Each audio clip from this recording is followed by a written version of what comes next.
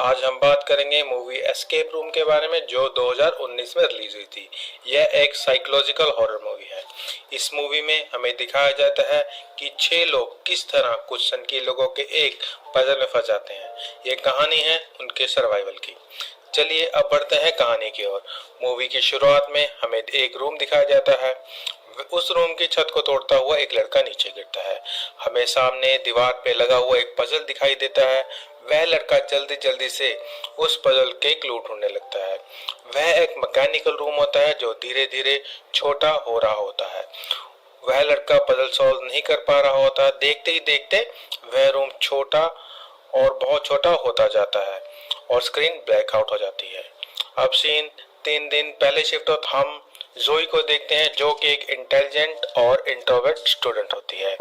अब हमें जेसन को दिखाया जाता है जो कि एक स्टॉक ब्रोकर होता है और वह अपने काम में काफी माहिर होता है। अब मूवी में एंट्री होती है बेन की। वह एक स्टोर पे काम करता है और वो अपने बॉस से अपने प्रमोशन की बात करता है, पर उसका बॉस यह कहकर मना कर देता है कि उसके प्रमोशन से उसके बिजनेस पे फर्क पड़ेगा। हम देखते हैं कि जेसन, जोई और बेन को एक बॉक्स डिलीवर होता है। हम देखते हैं कि वह लोग बॉक्स को खोलने की कोशिश करते हैं और काफी मेहनत के बाद वह बॉक्स खुल जाता है। बॉक्स के अंदर उन्हें एक इनविटेशन मिलता है जो उन्हें माइनोस एस्केप रूम से आया होता है। अगली सुबह हमें अमेंडा और डैनी को दिखाया जाता है। उन दोनों को भी एस्केप रूम से इनविटेशन आया होता है।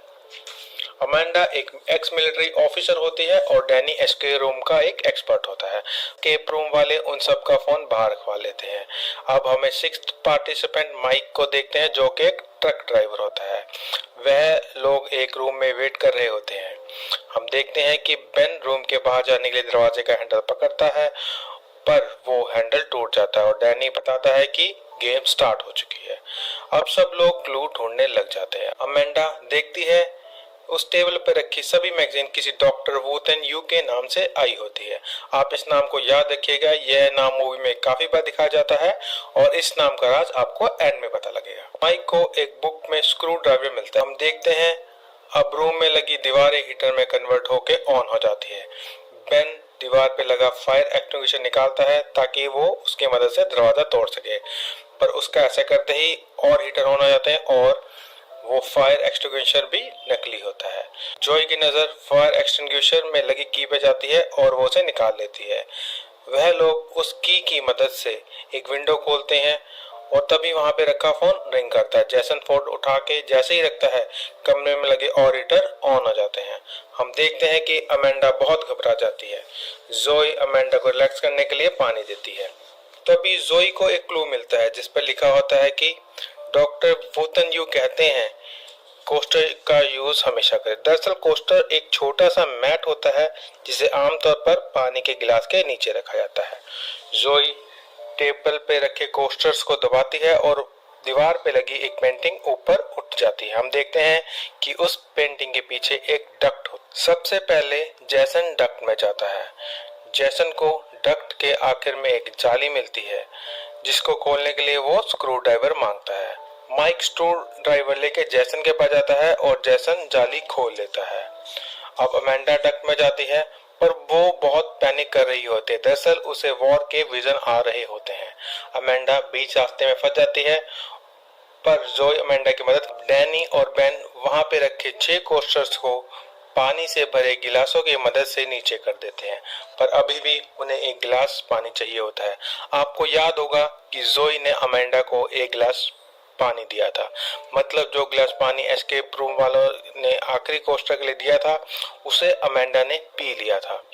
अब रूम की छत एक बहुत बड़े ब्लोअर में बदल जाती है। बेन आखिर में अपने फ्लैस्क में रखे अल्कोहल को गिलास में डाल के कोस्टर पे रख देता है जिससे डक्ट पूरी तरह ओपन हो जाती है और बेन और डैनी आग से बाल बाल बचते हैं। उस डक्ट के एंड पे एक कॉटेज होता है जो कि एक न्यूमेरिकल लॉक से बंद होता है जिसे खोलने के लिए उन्हें 7 अल्फाबेट्स चाहिए होते हैं। बेन को एक पिक्चर दिखती है जिस पे लिखा होता है you will go down in history. Ben को एक फ्लैशबैक आता है जिसमें वो अपने दोस्तों के साथ you will go down in history गा रहा होता है। दरअसल you will go down in history एक प्ले में यूज होता है जो क्रिसमस पे होता है। यह प्ले सेंटा के नाइन्थ रेनडियर के बारे में होता है जिसका नाम रूडोल्फ होता है। मतलब अल्फाबेटिक लॉक का पासवर्ड रूडोल्फ होता है। वह लोग पासवर्ड डालकर उस कोटे से बाहर निकल जाते हैं। अब वह एक बड़े से ग्राउंड में आ जाते हैं जहां का टेम्परेचर बहुत कम होता है। दरअसल वह एक रूम ही होता है पर उसे विजुअल इफेक्ट से एक बड़ा ग्राउंड दिखाया जाता है।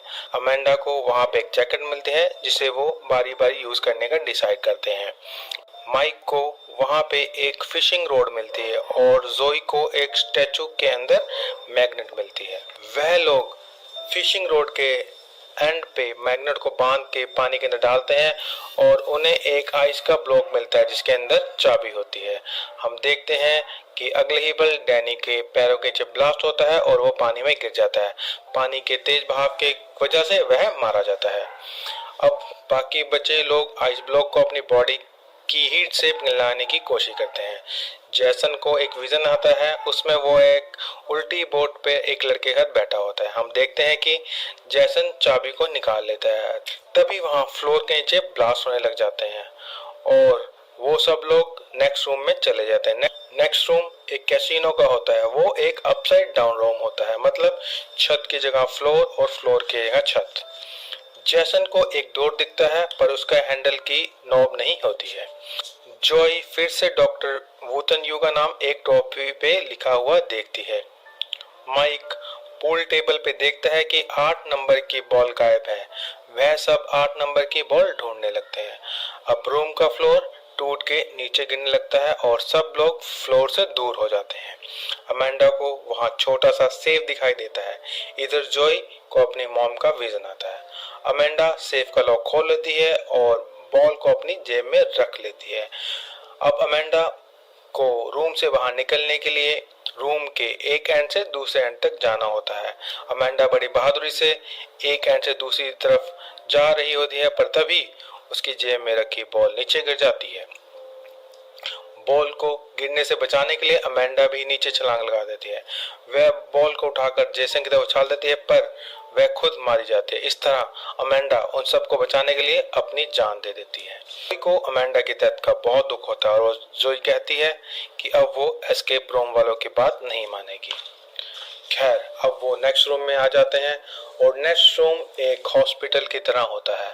वहां पे सभी 6 पार्टिसिपेंट के बेड होता है जहां पर उनकी डिटेल्स भी लगी होती है। दोस्तों, आपको याद होगा मूवी के दौरान जैसन, बेन, जोए और अमेंडा को विजन्स आए थे। दरअसल वो सब अपनी लाइफ में किसी न किसी दर्दनाक हादसे से गुजर चुके थे। जैसे कि जैसन अपने दोस्त के साथ बीच समंदर में फंस जाता है और जोई के साथ एक प्लेन का हादसा हुआ था। माइक एक कोल माइन में फंसा था। बेन के साथ भी एक रोड एक्सीडेंट हुआ था। अमेंडा ने भी एक बॉम्ब ब्लास्ट सरवाइव किया था और डैनी ने एक फायर एक्सीडेंट सरवाइव किया था। उन 6 में एक बात कॉमन थी कि वो सोल सर्वाइवर थे। मतलब उनके साथ जो हादसे हुए थे वह उनमें अकेले बचे थे। बोले तो वो बहुत लकी हैं। एस्केप रूम वालों ने उन पे अच्छी स्टडी की थी। जैसे कि जो जैकेट उन्हें थर्ड रूम में मिली थी वह वैसी ही जैकेट थी जैसे जैसन के दोस्त ने आखिरी समय में पहनी थी। और सेकंड रूम का क्लू जिस फ्रेज में था, मतलब you will go down history, वो वही फ्रेज था जिसे डैनी एक्सीडेंट के समय गा रहा था। अब जोई समझ चुकी थी कि एस्केप रूम वाले उनका लक टेस्ट कर रहे हैं और जोई कहती है अब वो उनकी मर्जी से नहीं खेलेगी। हम देखते हैं तभी टीवी ऑन हो जाता है और 5 मिनट का काउंटडाउन स्टार्ट होता है। मतलब उनके पास 5 मिनट है दूसरा क्लू ढूंढने के लिए। जैसन, बेन और माइक क्लू ढूंढने लग जाते हैं और उन्हें एक EKG मशीन का क्लू मिलता है जो हार्ट रेट नापने का काम आता है। इधर जॉय रूम में लगे सभी कैमरास तोड़ने लग जाती है। दूसरी तरफ जैसन कहता है कि उन्हें हार्ट रेट नापने वाली मशीन में हाई हार्ट रेट फीड करना चाहिए, जिसके लिए वो माइक को इमोशनल करता है और वो उसे मना लेता है। वो उसके हार्ट रेट को बढ़ाने के लिए इलेक्ट्रिक करंट भी लगाता है जिससे माइक मारा जाता है, पर इसका कोई फायदा नहीं होता। जैसन को तब समझ आता है कि शायद दरवाजा खोलने के लिए उन्हें हाई नहीं लो हार्ट रेट चाहिए। दूसरी तरफ हम देखते हैं कि काउंटडाउन खत्म हो चुका है और रूम में जहरीली गैस फैलने लग जाती है। अब जैसन उस मशीन को अपने ऊपर लगा लेता है और अपनी हार्ट रेट लो कर लेता है, जिससे दरवाजा खुल जाता है। जैसन और बेन वहां से बाहर निकल जाते हैं और जोई बाहर जाने से मना कर देती है और हम देखते हैं कि जोई जहरीली गैस के कारण मारी जाती है। नेक्स्ट सीन में हम देखते हैं कि जैसन और बेन नेक्स्ट रूम में चले जाते हैं और बेन को जैसन की असलियत पता लग जाती है। दरअसल जब जैसन और उसका दोस्त बीच समंदर में फंस जाते हैं, तब जैसन अपने दोस्त को जैकेट के लिए मार देता है। जैसन का लक्ष्य से कोई लेना देना नहीं होता है। दरअसल वो एक सेल्फिश व्यक्ति होता है जो अपने मतलब के लिए कुछ भी कर सकता है। अब वो दोनों मिलके एक हैंडल को घुमाते हैं। उस हैंडल पे केमिकल लगा होता है जो हैंडल को छूने की वजह से उनकी बॉडी में चला जाता है। उस केमिकल की वजह से वह दोनों कुछ सोच समझ नहीं पा रहे होते हैं। वहां पे उन्हें लिखा दिखता है कि आप जाना चाहें तो जा सकते हैं, पर अच्छा होगा कि आप पहले एंटीडोट ढूंढ लें। मतलब उन्हें अब उस केमिकल का एंटीडोट ढूंढना होगा। बेन को एंटीडोट मिल जाती है, तभी जैसन बेन पे पीछे से हमला कर देता है। वह दोनों आपस में लड़ने लग जाते हैं। इस लड़ाई में जैसन के सर पे चोट लग जाती है और वो मारा जाता है। अब बेन एंटीडोट को अपने बॉडी में इंजेक्ट कर लेता है और बेन वहां से निकल जाता है। अब हम देखते हैं कि बेन एक छत तोड़कर नीचे फर्श पे गिरता है और दोस्तों यह वही सीन है जो हमें मूवी की स्टार्टिंग में दिखाया जाता है। अब हमें दो आदमी दिखाए जाते हैं जो जोई और माइक की बॉडी क्लियर करने के लिए आते हैं। हम देखते हैं कि जोई वहां रखे मास्क की वजह से बच जाती है और वो उन दोनों पे हमला करके वहां से भाग जाती है। इधर बेन वह पजल सॉल्व नहीं कर पा रहा होता है और वह कमरा छोटा होता जाता है। एंड में कमरा बिल्कुल छोटा हो जाता है और बेन वहां पे बने एक फायर पिट में घुस जाता है और यह फायर पिट कुछ और नहीं, रूम से बाहर निकलने का रास्ता होता है। बेन वहां से बाहर निकल के एक बड़े से हॉल में आ जाता है। बेन को वहां पे गेम्स मास्टर मिलता है और हमें पता लगता है कि दुनिया भर में कुछ अमीर और पावरफुल लोग ऐसी गेम्स देखना पसंद करते हैं और एस्केप रूम वाले लोगों को ढूंढ ढूंढ कर अपनी गेम्स के लिए चुनते हैं। दरअसल एस्केप रूम वाले हर बार नई नई थीम्स पे रूम डिजाइन करके लोगों को आपस में लड़वाते थे और पैसे कमाते थे।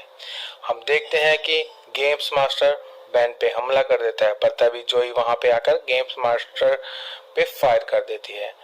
तभी वहां लगा सिस्टम कोई ओवरराइड कर देता है और गेम्स मास्टर का नाम भी पार्टिसिपेंट में आ जाता है। बेन गेम मास्टर को मार देता है और जोई और बेन उस गेम के विनर बन जाते हैं। नेक्स्ट डे जोई वहां पे पुलिस लेके आती है और वह जगह बिल्कुल बदली होती है और वहां पे रूम्स का कोई भी निशान नहीं होता, बस सामने दीवार पे लिखा होता है नो वे आउट। दोस्तों आपको याद होगा मूवी में काफी जगह डॉक्टर वुटेन यू का नाम आता है। दरअसल डॉक्टर वुटेन यू कोई नहीं बल्कि नो वे आउट लिखा होता है। अब सीन 6 महीने बाद शिफ्ट होता है और हम बेन और जोई को देखते हैं। बेन को नई जॉब मिल जाती है, पर जोई अभी भी एस्केप रूम पे रिसर्च कर रही होती है। जोई बेन को अपने साथ एस्केप रूम पे रिसर्च करने के लिए मना लेती है। अब सीन एक प्लेन में शिफ्ट होता है जो कि क्रैश हो रहा था और उस प्लेन का क्रू क्लूज ढूंढ रहा होता है और प्लेन क्रैश हो जाता है। हम देखते हैं दरअसल वो प्लेन असली नहीं होता है, वह प्लेन का ढांचा होता है और यह एस्केप रूम की नई गेम होती है।